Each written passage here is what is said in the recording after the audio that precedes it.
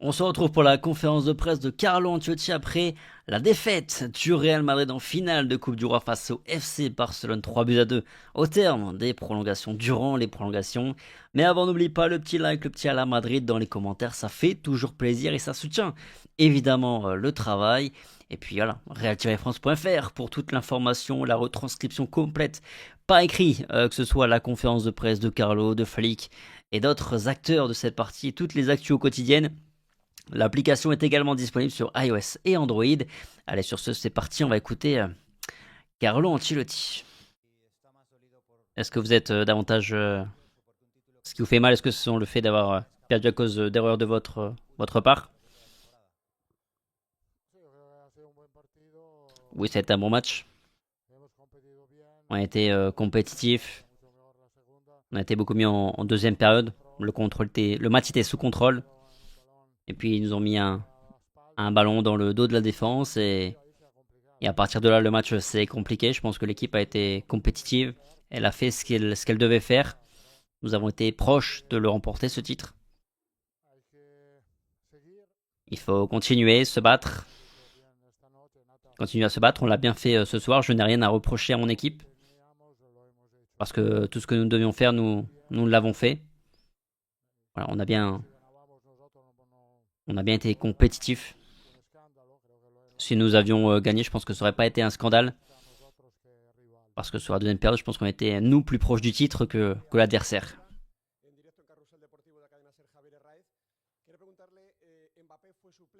Mbappé était remplaçant. Puis vous avez fait entrer Güler et Modric. Pourquoi Mbappé n'a pas joué? Parce qu'il n'avait pas 90 minutes à donner, donc j'ai préféré le mettre en deuxième période.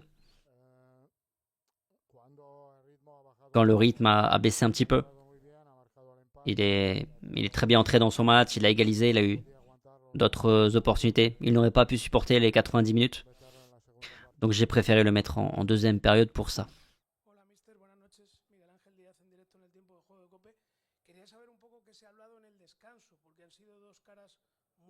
Qu'avez-vous dit à vos joueurs à la pause? Parce qu'en deuxième période, vous avez mangé l'adversaire. C'est le Barça, on a bien défendu. On a réussi à bien ressortir le ballon comme on le cherchait. Ce qui n'est pas simple face au FC Barcelone parce qu'ils ont beaucoup d'énergie. C'est une équipe qui presse bien. Et quand on a réussi à mieux sortir de la pression, on a réussi à mieux sortir le ballon. Et après, à partir de là, c'était un match très bon de notre part. Dans ce club, perdre des matchs et surtout des finales, ça ne compte pas, mais est-ce que c'est une défaite digne?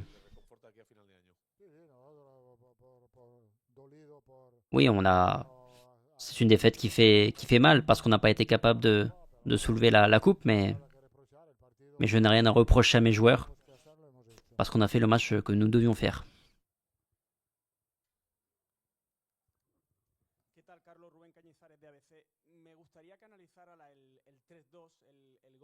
J'aimerais que vous analysiez le troisième but du Barça, de Koundé. Est-ce que c'est une erreur de Brahim Diaz qui tourne le dos au ballon? Ou est-ce que c'est la passe de Modric qui n'est pas bonne?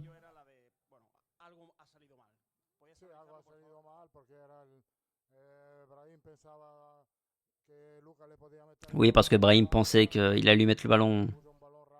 Il ne pensait pas qu'il allait lui mettre ce ballon-là. Ce sont des petits détails qui parfois ne coûtent rien, mais ce soir ça coûte cher.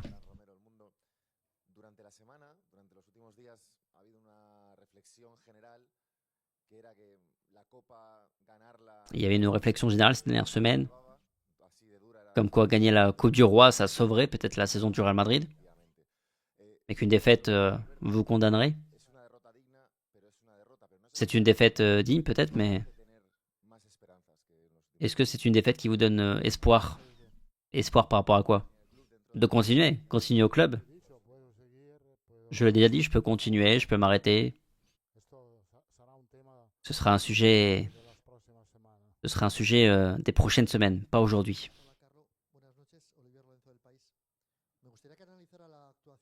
J'aimerais que vous analysiez le match de l'arbitre. Non, je ne veux pas parler de l'arbitre.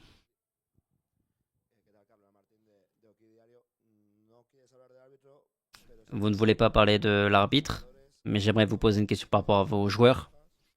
Il y a eu 2 cartons rouges, même une 3e. Je ne sais pas ce qui s'est passé sur la fin. Ce serait Bellingham. Question par rapport à ce qui vient. Dans quelle mesure ça vous préoccupe que ces sanctions peuvent impacter la suite de la saison? Je sais pas, parce qu'il faut voir ce qui s'est passé. Je ne sais pas ce qui s'est passé. De toute façon, faut attendre. Maintenant, on va se reposer 2 jours parce que maintenant, on va avoir du temps pour préparer les 2 matchs importants à venir. Le Celta et le Barça.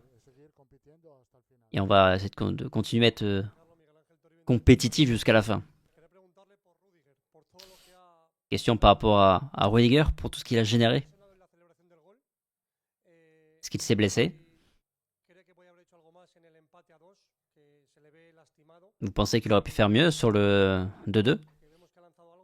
Et ensuite, que s'est-il passé avec l'arbitre? Sa réaction en fin de match? Alaba et Mendy ont dû le freiner. Je sais pas ce qui s'est passé après, mais je peux te parler du match.